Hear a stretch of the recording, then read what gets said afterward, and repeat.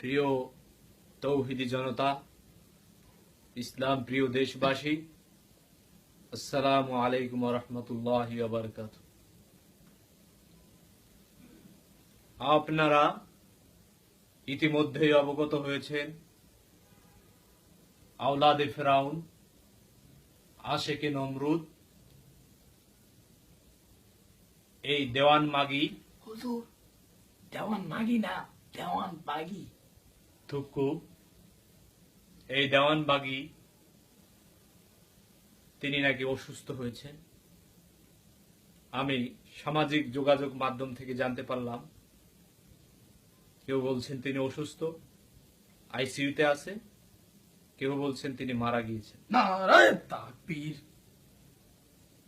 তাওহীদি জনতা, এই আওলাদে ফেরাউন, ইসলামের দুশমন, যিনি কখনো নিজেকে খোদা দাবি করেছেন, কখনো নিজেকে আল্লাহর বন্ধু হিসাবে দাবি করেছেন এবং ফাতিমার স্বামী হিসাবে দাবি করেছেন। নাউজুবিল্লাহ, নাউজুবিল্লাহ, নাউজুবিল্লাহ। এই আওলাদে ফেরাউন ইসলামের চূড়ান্ত দুশমন।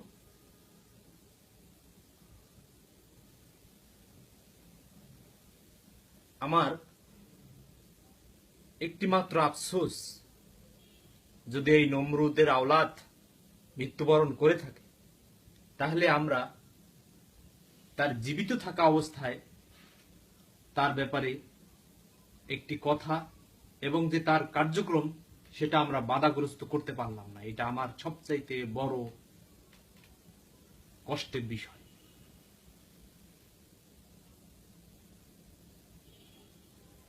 যদি তিনি মারা যান, যদি আওলাদে ফেরাউন দেওয়ান মাগি, হুজুর, দেওয়ান বাগি।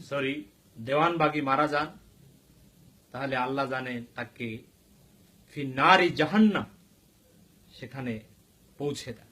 আমিন সুম্মা আমিন। আর যদি জীবিত থাকে, তাহলে আল্লাহ তাকে হেদায়েত দান করুক। আমিন। দর্শক মণ্ডলী, আমি একটি বাস্তব ঘটনা আপনাদের সাথে শেয়ার করতে যাচ্ছি। গত কয়েক বছর আগে আমি এবং আমার এক বড় ভাই দুজনে আমরা কুরবানি নামাজের জন্য পল্টন থেকে দেওয়ানবাগের সামনের দিকে যাচ্ছিলাম। সেখানে নামাজের ওয়াক্ত হয়ে যায়, আমরা নামাজের জন্য সেখানে দাঁড়িয়ে যাই।